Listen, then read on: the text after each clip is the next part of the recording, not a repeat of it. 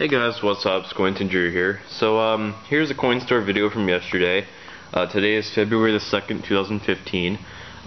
It's not only going to be a coin store video, but it's also going to be a Goodwill find. And this is a Goodwill find right here, and I'll show this when I'm done with the coins. This is unrelated to anything coin related, but still a very good find. And I picked it up for pretty cheap, and I'll tell you guys what I paid for that and all that stuff later. So went to the coin store yesterday. There wasn't too much. First time I've been in there in a couple weeks. I paid $8.60 total. I didn't do too great, but I still did pretty decent, to the point where if I sold everything I bought, I probably could, make at least double, if that. So let's dig in here, guys. This first coin I got here is a Philippines 1904 half centavo. It's in VF condition. I paid $1.25 for it, which is probably right around the price they paid for it. And for all I can see, I see that they're selling on eBay for 10 to 15 bucks. So I don't know. Mr. K looked it up in the price guide and on eBay and said they were selling for a couple bucks, but I don't know what he was looking at. Must have been looking for the 1 centavos, not the half centavo.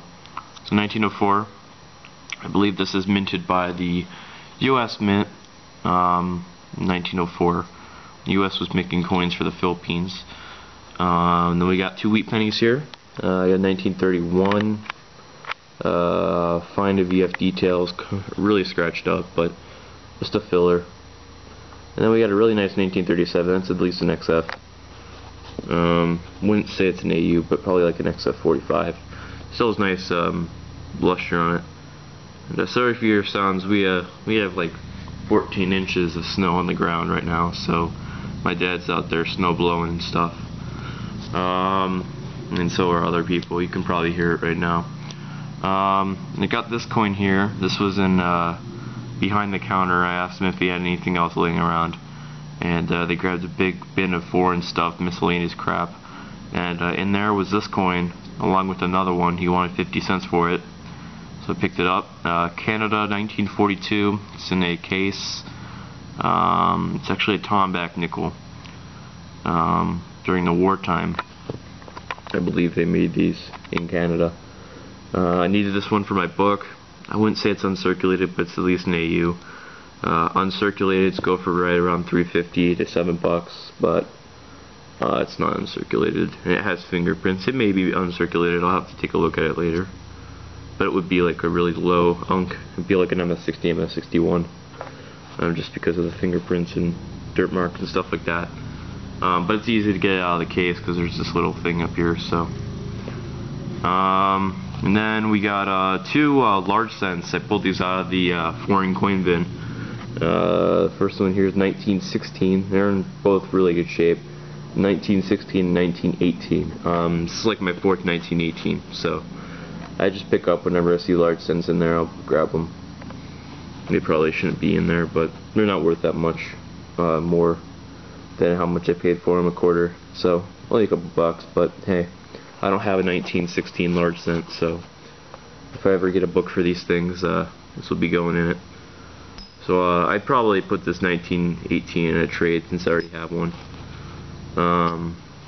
And then moving over to the silver, I paid $5 total for this, so technically like $2.50 a piece, but it was like $3.60 something for this quarter, and then for the dime it was $1.40, I believe. So we'll show the first coin. It's a 1928 Denver Mint SLQ, full date, very nice coin. You guys tell me what you think this grades and the value. I know the 1925 and 1930 coins are, quite common to have a full date and a nice detail because the obverse and reverse strikes were a lot higher. You tell me what this would grade at and the value. I haven't looked it up just yet, but there's a funny story about this. And by the way, I don't have that coin, so pretty nice with the Denver Mint. I have a Philadelphia. The funny story is, some guy walked in the coin store. And, I was like the 3rd customer there yesterday, and I came in right around 3, and they closed at about 7. But that's because it was snowing like mad yesterday, and I got a snow day today. Today's Monday. But the guy who came in after me, he went in and he bought some silver. I think he bought like a Morgan or something, and he went to go sell some coins, and this was one of the coins. And yeah, Mr. K came up to me. He's like, "You want 2 SLQs?" He showed me a 1926. Looked like it had been cleaned, just a common date though. And this one was in there, so I grabbed it. So literally, they sold it like right after they'd only had it for about 5 minutes. So I thought that was funny. So nice to have an SLQ. Always pick up nice full date SLQs that are in those bins. And then this MERC was in the MERC bin, of course, 1924. Probably don't need this for my book. I can't remember though. I may have a 24D in there. I'm not sure. But pretty nice bands. Sorry for the camera shaking, but I mean, it's at least a fine 15, maybe fine, at least fine condition with that detail on the feathers there. But hey, very nice coin. And the best find. Actually, no, we're not going to say the best find. One more find before I lead to the Goodwill find. I picked up this Jefferson nickel book for $1.25. I asked him if he had any used Whitman books, and he had a bunch of them laying around, so I grabbed this one. They've been laying around the shop for at least 5 years, since the old store and whatnot, before they upgraded size in their store. But yeah, I got a Whitman album. Jefferson Nickel is going to do the second one of this, because I actually already have this one right here. That one's my current one, and this one I'm going to fill. I got a stack of nickels on here, you know, to fill in here. Doesn't look like this has ever been used, because I tried to fit some of these coins in there, and they just wouldn't go in there. I had to, I'm going to have to push them down harder on a surface, because I just pushed them down here on this surface last night while I was in coin chat with Jack of all trades. So I'll have to do something like that. And then back to this Goodwill find here, something I've never actually really done in any of my videos, any Goodwill finds or anything like that.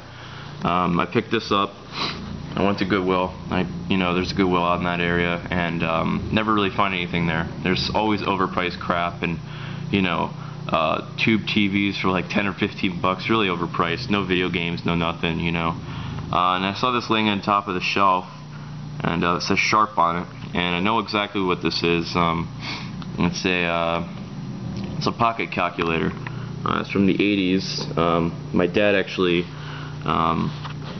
collects these and stuff like that. I don't know, he has a little collection of these things, 80s calculators and stuff. And always when I was younger and stuff, my dad always had these laying around, and I just saw this on top of the counter. I was like, looks like the one that my dad had. And on the back, I used an alcohol pad. I got it off. There was a marker mark on it. It said $1. So I was like, wow, $1. And then I opened it up, and here's a Sharp LZ Mate EL-315S. I don't really know anything about calculators, to be entirely honest. Calculator, just a basic calculator, has rubber buttons, and it still works. No battery needed in there, and if you look, completely works. All the keys feel like they're brand new, like they've never been used, like they've barely even been pushed on. Look at that. The whole digital display works. Everything works. It's a little bit, you have to put down a little bit of force to, press the buttons and whatnot to get them to show. But for $1, I just kicked butt. And when I went to go check out, there's the cashier guy there, was nice.